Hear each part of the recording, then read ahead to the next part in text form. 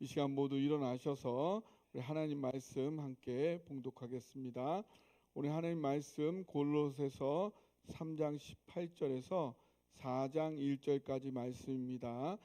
말씀이 좀 기니까 좀 힘드신 분들은 중간에 자리에 앉으셔도 좋겠습니다.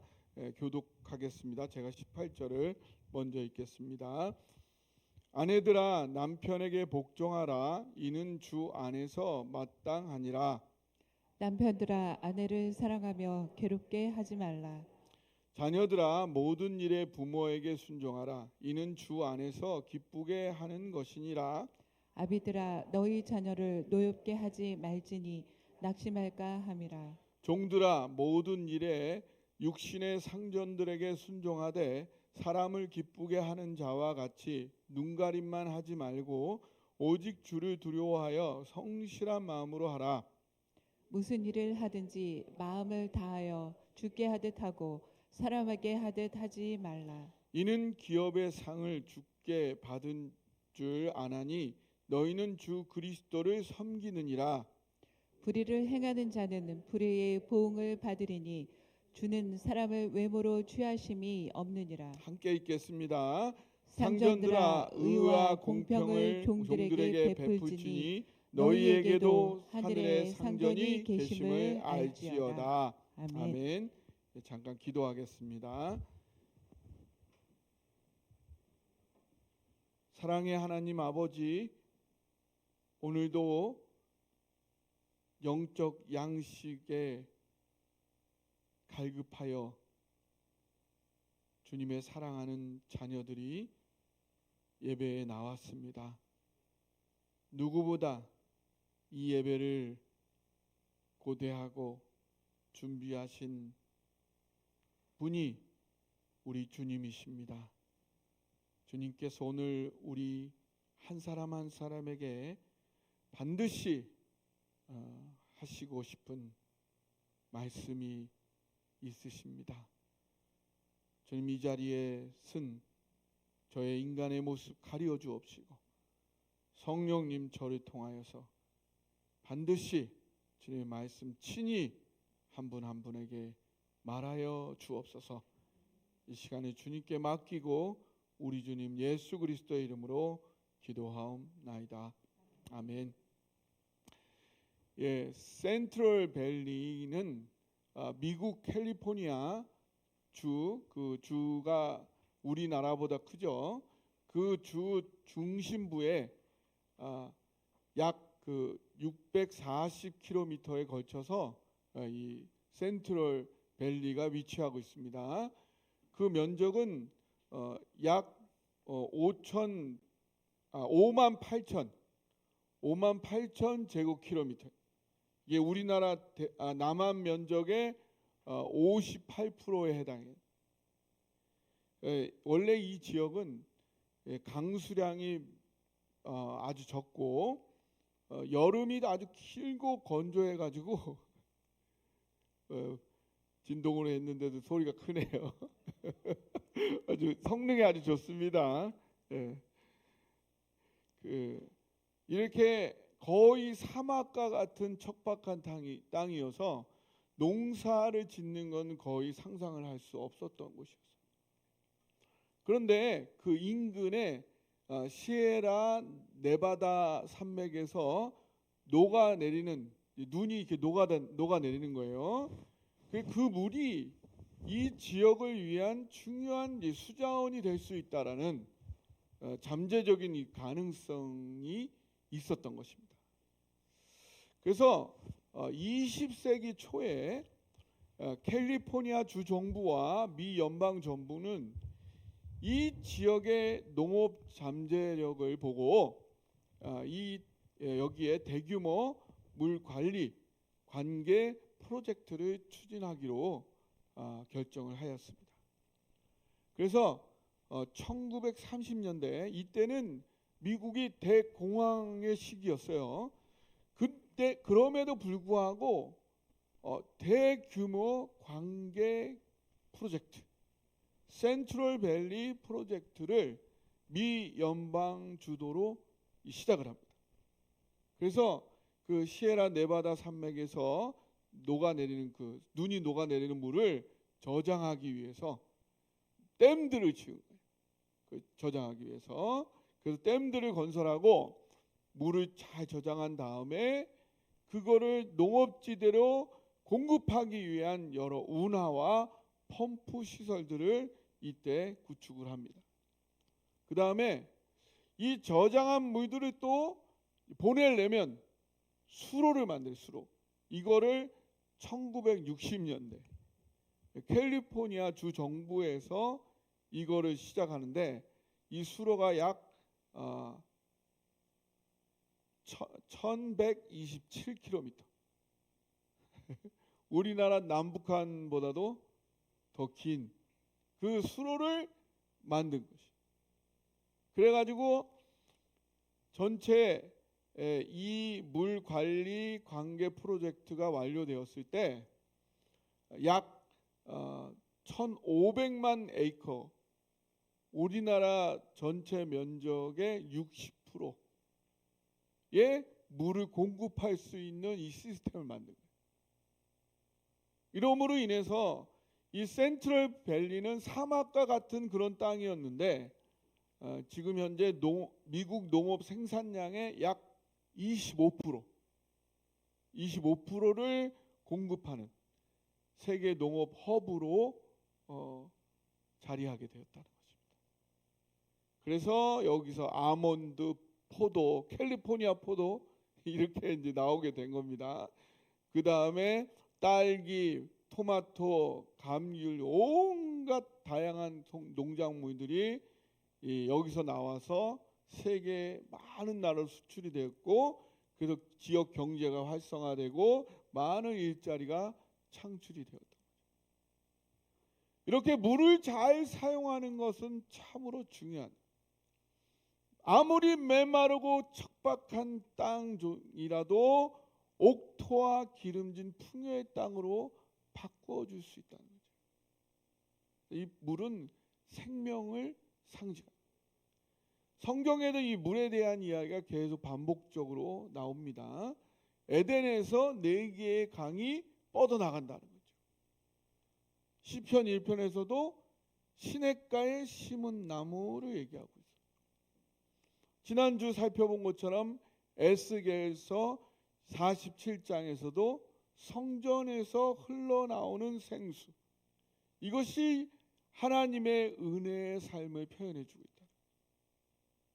바로 이렇게 물은 하나님께서 우리에게 거저 부어주시는 생명의 은혜, 사랑을 표현해 주고 있는 것입니다. 물이 모든 자연 만물에게 생명을 주듯이 우리에게 부어지는 하나님의 은혜와 사랑은 우리에게 풍성하게 넘치는 생명, 그 삶을 공급하여 준다는 것입니다. 그리고 이 사랑과 생명의 특징은 한 곳에 머물고 멈추어 있지 않아요. 끊임없이 주변으로 끊임없이 뻗어가고 확장되어져 가는 그런 특징을 가지고 있습니다. 사랑도, 사랑이라는 것도 마찬가지. 내게 사랑이 넘치는데 나만 사랑하겠다, 나만 사랑받겠다, 우리만 사랑하겠다, 그건 진짜 사랑이 아니지. 우리가 믿는 하나님은 사랑의 하나님이시죠. 우리의 신앙 그 영성은요, 관계의 영성, 관계의 영성. 하나님과 점점 깊어지는 사랑의 관계로 들어간다는 것. 바로 그걸로 인해서 다른 사람과의 관계도 점점 깊어지고 풍성해지어 간다는 것을 의미하는 거예요. 여러분은 어떠신가요? 여러분의 신앙이 쌓여갈수록, 깊어질수록, 세월이 갈수록, 풍성해질수록 하나님의 관계가 풍성해지면서 여러분과 가까운 사람들로부터 해서 그 관계가 점점 깊어지고 진실해지고 따뜻해지고 풍성해지고 행복해지고 계신가요? 우리의 신앙은요, 사랑이신 하나님과의 관계가 깊어지는 만큼 너무나 당연하게 자연스럽게 사랑과의 관계도 점점 깊어지고 풍성하는 것으로 이어지게 되는 거예요. 우리가 배나무를 심으면 거기 뭐가 열리죠? 배가 열려요. 사과를 심으면 사과요. 사과나무를 심었는데 사과가 열리질 않아. 그러면 그 나무는 원래 심은 나무가 사과나무가 아니거나 다른 나무를 심었거나 지금 병들어 있다. 우리가 사랑의 하나님과 깊이 교제한다면 그것은 관계의 풍성함으로 나타나게 되어 있다. 그래서 오늘 본문에서 하나님께서는 사도 바울이 기록한 말씀을 통해 우리에게 이렇게 말해주고 계십니다. 우리의 신앙이 우리가 맺는 모든 사랑과의 관계로 나타나야 한다. 그게 풍성해지기를 원하신다는 것입니다. 이거를 한마디로 하자면 오늘 본문 23절이에요. 23절에 한번 읽어보겠습니다. 시작. 무슨 일을 하든지 마음을 다하여 주께 하듯 하고 사람에게 하듯 하지 말라. 이 말은요, 우리가 신앙으로 산다는 건 내가 만나는 모든 사람을 만날 때에 실은 그 사람만 만나는 게 아니고요, 그 사람을 통해서 하나님을 만나. 제가 오늘 김기선 장로님을 만날 때 김기선 장로님만 만나는 게 아니라 김기선 장로님 만나는 걸 통해서 하나님 만나는 거예요. 제가 김기선 장로님을 함부로 막 만나면은 하나님을 막 함부로 만나는 거예요. 그런데 우리가 여기서 또 착각하면 안 돼요. 어떻게 착각을 하냐면 우리가 사람을 만날 때 만나는 그 하나님이 무서운 하나님이 아니에요. 그때 만나는 그 하나님이 내가 뭐 잘못하나 이렇게 보시다가 잘못할 때 바로 벌 주는 그런 하나님이 아니에요. 내가 사람을 만날 때 동시에 만나는 그 하나님은 어떤 하나님이냐? 나를 생명 바쳐 사랑하시는 하나님 만나. 저는요, 이게 하나님의 사랑이 느껴질수록 이게 점점 더 믿어지고 이게 확인되어지는 거예요. 하나님이 얼마나 저를 사랑하시면요, 이영희 집사님 만나게 하셨겠어요. 네? 저를 만나려면은 이영희 집사님 정도는 되는 분이어야지 저를 만나는 거예요. 저를 만나시는 분은 보통 분이 아니시더라고요. 하나님이 저를 너무 사랑하시기 때문에 정말 좋으신 분들을 만나게 해주시죠.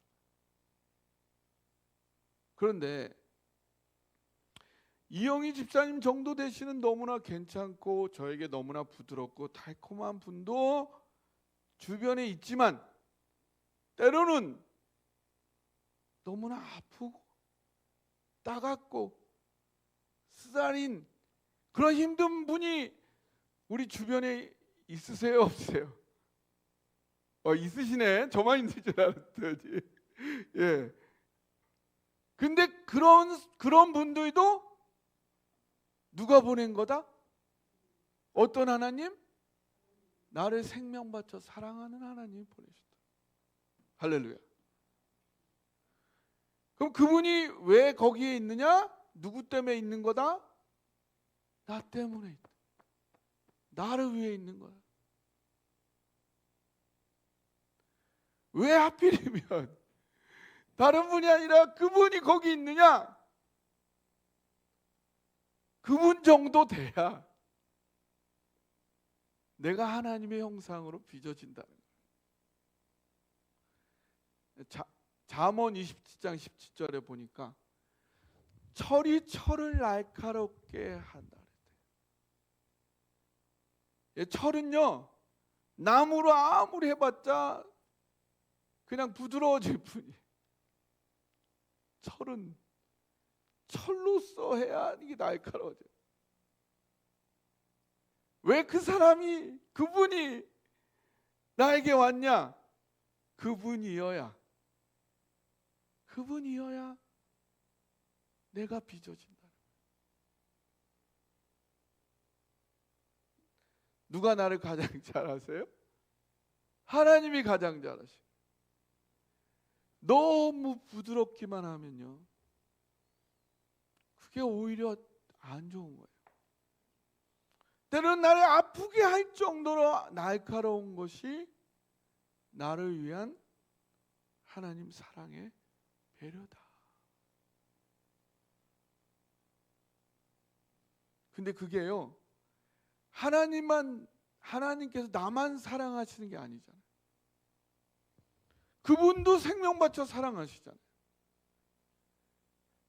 그분도 왜 나를 만났을까요? 네, 한번 따라해 보세요. 당신도 오죽이나 대단했으면 나 같은 유별난 사람을 만났겠소. 네, 제 옆에 사람하고 한번 얘기해 보세요.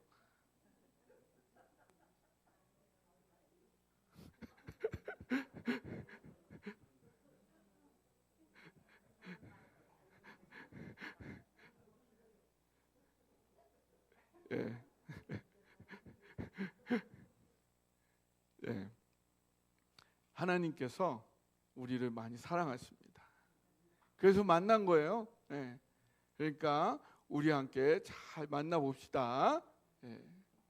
다 이유가 있고 필요가 있어서 만난 거거든요. 예. 그래서 한번 우리 하나하나씩 살펴봅시다. 자, 남편과 아내 18절 19절 한번 같이 읽어보겠습니다. 18절 19절 시작. 아내들아 남편에게 복종하라. 이는 주 안에서 마땅하니라. 남편들아 아내를 사랑하며 괴롭게 하지 말라. 예. 아내는 남편에게 복종하고 남편들은 아내들을 사랑하라. 그렇게 얘기했어요. 그래서 아내는 무조건 남편에게 복종하라만 얘기하지 않고 남편들은 아내들을 사랑하라. 이게 상호적인 거예요. 그렇죠? 상호적인 거예요. 근데 다른 성경 본문에는 왜 복종해야 되는지, 왜 사랑해야 되는지 설명을 했어요. 그것도 맞는 얘기인데 여기서는 그걸 자세히 설명하지를 않아요. 단지 뭐라고 해요? 주 안에서 마땅하다. 왜 그랬을까? 왜 그랬을까 한번 묵상을 해봤어요. 예, 꼭 바울의 생각이었는지 모르겠는데 묵상을 해봤어요. 예, 이런 생각이, 이런 가능성이 있을 것 같아요. 아내가 남편에게 복종하기가 항상 쉬울까요? 어려울 때는 없을까요?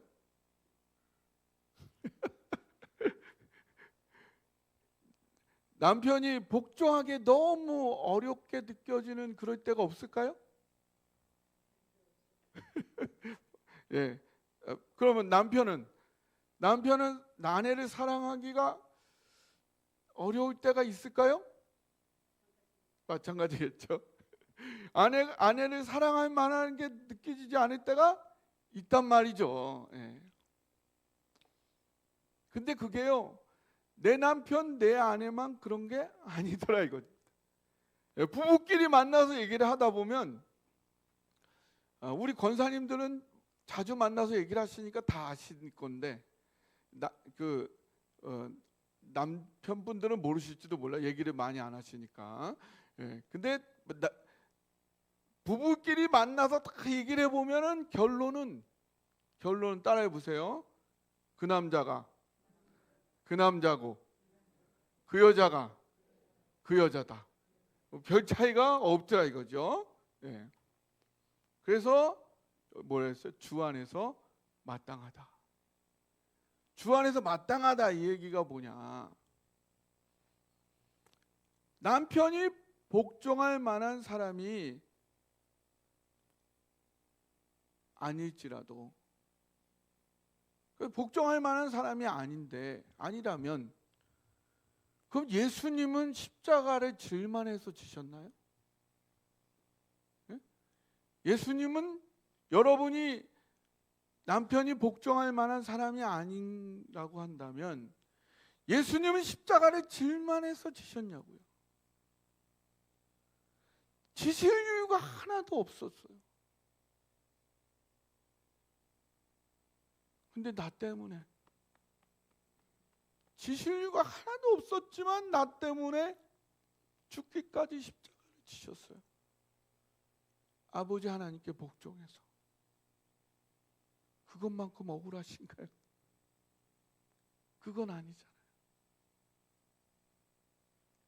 다른 사람이 얘기하면, 제가 얘기하면은 목사님 나는 그래도 억울해 이랬지만, 지금 사도 바울이 주 안에서 마땅하다, 나를 위해 기꺼이 억울한 십자가의 길을 가신 주 앞에서는 아무리 복종할 만하지 않을지라도, 그것이 아무리 억울할지라도 하는 것이, 그것이 주님이 원하시는 것이다 라는 얘기고요. 아무리 아내가 사랑할 만하지 않다 한들, 아니 아내가 사랑할 만하지 않는다면 그러면 예수님은 나를 사랑할 만하셨을까요? 예수님은 내가 사랑할 만해서 사랑하셨냐고요. 냄새나고 더러운 나를 끝까지 끌어안아 사랑하신 거 아닌가요? 그 사랑을 내가 안다면 내가 도저히 사랑 못하겠어요? 라고 할 자격이 없다는 거죠. 그 사랑에 힘입어 더 노력하는 것이 마땅하다, 그런 얘기죠. 그 다음 부모와 자녀 관계를 보면요, 20절 21절 여러분이 한번 읽어주시기 바랍니다. 20절 21절 시작. 자녀들아 모든 일에 부모에게 순종하라. 이는 주 안에서 기쁘게 하는 것이니라. 아비들아 너희 자녀를 노엽게 하지 말지니 낙심할까 함이라. 네. 여러분, 그래서 내 주변의 모든 사람이 사실은 하나님 사랑의 배려다, 이걸 믿으시나요? 근데 그 중에 가장 크고 중요한 배려가 부모님이라는 거예요. 그렇지 않아요? 나에게 가장 큰 영향을 준 부모님, 그걸 믿느냐? 지금 하나님 그걸 물으시는 거예요. 너 날 믿니? 나를 믿는다면 너에게 준 그 부모가 너에게 가장 배려였다는 거, 그것도 믿어라. 기독교에서 부모에 대한 효도는 가장 중요한 신앙적 행위예요, 사실은.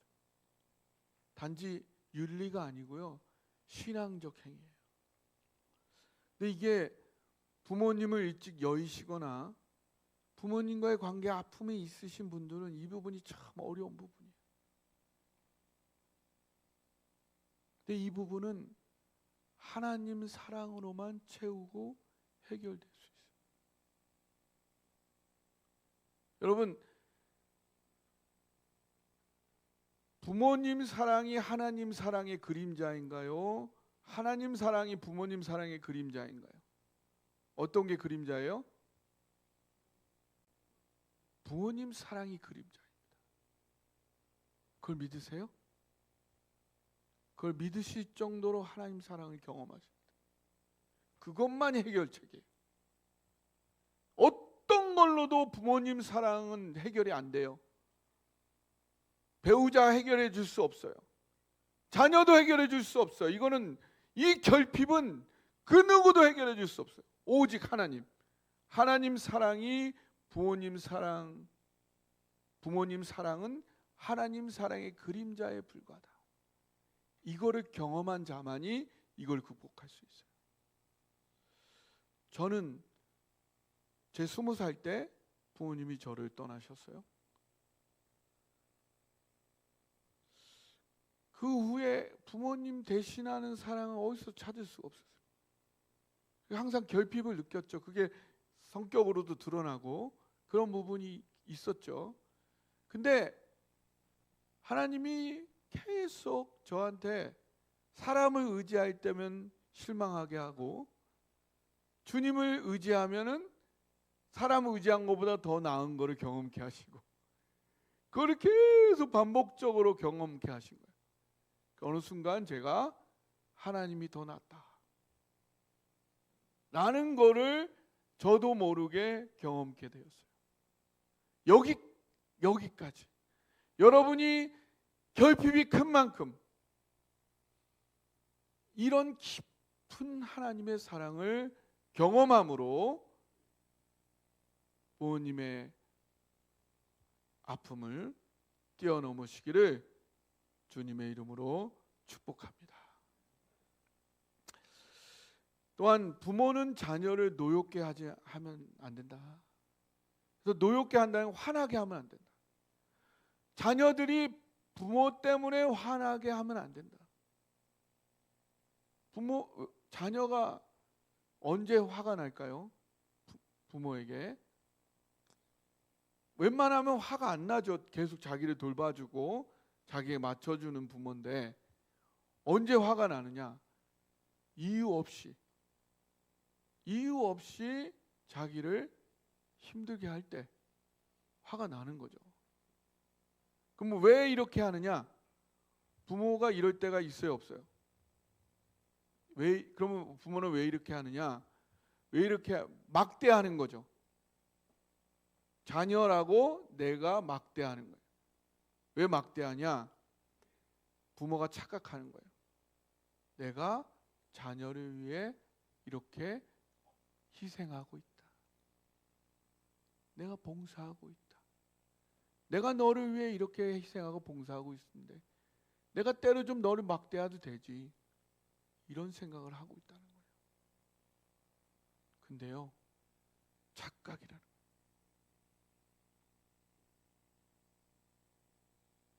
자녀도요, 내가 자녀를 위해 있는 게 아니고요. 하나님과의 관계에서 보면 자녀도 나를 위해 하나님이 나에게 보내주신 거예요. 바꿔놓고 생각해 보세요. 나에게 우주보다 귀한 귀한 아이를 나한테 맡기시면서 하나님이 얼마나 살떨리시겠어요. 그 아이를 맡기면서 내가 어떻게 그 아이를 망치지 않을까? 살떨리시면서 나한테 맡기신 거예요. 왜? 그렇게라도 해서 내가 더 사람 되어야 하니까. 그래서 우리가 자녀를 위해 봉사한다 라는 건 착각이다. 하나님이 나 진짜 더 좋은 사람 되라고 우주보다 귀한 영혼을 나한테 잠깐 맡겨서 섬길 기회를 주신 거다. 그래서 자녀를 함부로 노엽게 하면 안 된다. 그 다음에 종과 상전의 관계. 지금도 이게 적용이 돼요. 직원과 사장으로 적용이 됩니다. 어떻게 되냐? 22절에 한번 같이 읽어보겠습니다. 22절 시작. 종들아 모든 일에 육신의 상전들에게 순종하되 사람을 기쁘게 하는 자와 같이 눈가림만 하지 말고 오직 주를 두려워하여 성실한 마음으로 하라. 여기 눈가림만 하지 말라는 게 이제 이제 원어로 보니까 영어로 말하면 아이 서비스라는 아이 서비스. 아이 쇼핑이 뭐야? 아이 쇼핑. 그 백화점에 가서 사지는 않으면서 눈으로만 보는 거 아이 쇼핑인데 아이 서비스를 하는데 눈으로 볼 때만 서비스해. 그게 눈가림이에요. 그렇게 하지 말고 정직하고 성실하게. 보든 말든 누가 보고 있어요? 하나님 보고 있다. 그 하나님 앞에 정직하고 성실하게 하라. 우리가 직장 생활을 할 때 이렇게 하라는 것입니다. 그 다음 24절 보겠습니다. 24절 봅시다. 시작. 이는 기업의 상을 주께 받을 줄 아느니 너희는 주 그리스도를 섬기느니라. 여기 보니까요, 우리는 주님을 섬기는 거예요. 주님을 섬긴다는 건 뭐예요? 악덕 사장도요. 악덕 사장 있어요, 없어요? 있죠. 그 사람이 나를 이용하는 것 같아. 너무 내가 이용당하는 것 같아. 내가 다 빨리는 것 같아요. 그래도요, 나는 주를 섬기는 거예요. 내가 주를 붙잡고 주를 섬기면 절대로 내 인생은 나를 중심으로 돌아간다. 악덕 사장의 어떤 악행도 하나님은 나를 위해 활용하신다. 할렐루야. 우리는 주를 섬기는 거예요. 나에게 상을 주시고 책임지시는 분은 주님이 책임지신다. 이 신앙으로 나아갈 때에 내 인생은 나를 중심으로 돌아가게 되어 있다는 거예요. 이것을 믿고 나아가시기 바랍니다. 그다음 25절을 보겠습니다. 25절 시작. 불의를 행하는 자는 불의의 보응을 받으리니 주는 사람을 외모로 취하심이 없느니라. 여기 외모로 취하심이 없다는 것은, 외모로 취한다는 게 프로소포랩시아라는 말인데, 이게 뭐냐면 편파적이다, 편들다라는 뜻이 편들다. 그러니까 하나님은 편들지 않아. 편들지 않는다는 건 뭐냐면요, 편들지 않는다는 것은 종이니까, 직원이니까 그거 편을 들지 않는다는 거예요. 주인이니까 우리가 그렇게 생각할 수 있죠. 나는 직원이니까, 난 직원이. 또 어떻게 생각하냐면, 아니 다 그렇잖아, 다 거짓으로 하잖아, 그렇게 핑계를 댈 수 있잖아요. 다 거짓으로 하니까 나도 하는데 뭐, 그거 안 봐준다. 다 거짓으로 해도 내가 할 수 있는 최선이 있다는 거예요. 다 거짓으로 하니까 나도 거짓으로 한다, 그거 안 봐준다는 거예요. 다 거짓으로 할지라도 내가 할 수 있는 최선의 정직함, 성실함으로 하기를 하나님 원하신다. 그것을, 그래서 내가 다 거짓으로 하니까 나도 거기에 보응하시는 거예요. 그러나 내가 다 거짓으로 하지만 나는 주님을 믿고 내가 할 수 있는 만큼 최선을 다해서 정직하게 하겠다. 그거에 대해서 하나님은 상을 주신다. 그것이 하나님이 편파적이지 않다라. 주인도 마찬가지. 내 거니까, 주인이니까 내 마음대로 한다. 그거 봐주지 않는다. 왜냐? 그 다음이 더 아주 엄중한 말씀이에요. 그 4장 1절을 보니까 제가 읽어드릴게요. 상전들아, 의와 공평을 종들에게 베풀지니 너희에게도 하늘에 상전이 계십니다. 주인도 사장도 함부로 하면 안 돼. 왜? 사장도 실은 종이야. 우리는 다 종이라는 거예요. 청지기이고 잠깐 그를 맡아서 관리하는 사람들에 불과해요. 이 중에 어떤 사람도 영원히 그걸 소유하고 있는 진짜 주인은 없다 이겁니다. 근데 더 충격적인 건 뭐예요? 하나님이 진짜 주인이잖아요. 하나님이 진짜 주인인데 그 주인이 어떻게 주인이 됐어요? 우리를 막 함부로 막 했어요? 그 주인이 우리의 발을 닦아주셨어요. 그 주인이 생명 바쳐 섬겨주셨어요. 그것을 친히 모범을 보이셨어요. 그러니 너도 너의 종에게, 그러니 너도 너의 직원들에게 나처럼 섬기거라. 내가 너를 섬겼듯이 내가 너의 직원들을 섬기는 것이 곧 나를 섬기는 것이다. 이것이 너가 실천하고 보여야 할 진정한 신앙이다. 이것입니다. 우리의 신앙은, 우리의 사랑은 이렇게 관계 속에 실천되고 표현되어질 때 그 속에서 하나님이 함께 하시고 역사하시고 나를 중심으로 내 인생을 돌려주신다. 거기서 하나님을 경험할 때에 우리의 신앙이 더욱더 발전하고 깊어진다. 그래서 우리가 예배를 드리는 것, 여기 와서 함께 예배 드리는 것뿐만 아니라 우리가 살아가는 모든 삶이 하나님과 관계하는 바로 예배의 연장이 되는 것입니다. 그렇게 살아감으로 여러분의 삶을 통해서 하나님의 생명력이 에덴의 네 강을 통해 뻗어나가는 것처럼 여러분의 주변으로 뻗어나가기를 주님의 이름으로 축원합니다. 오늘 이 말씀 붙잡고 우리 함께 기도하기를 원합니다.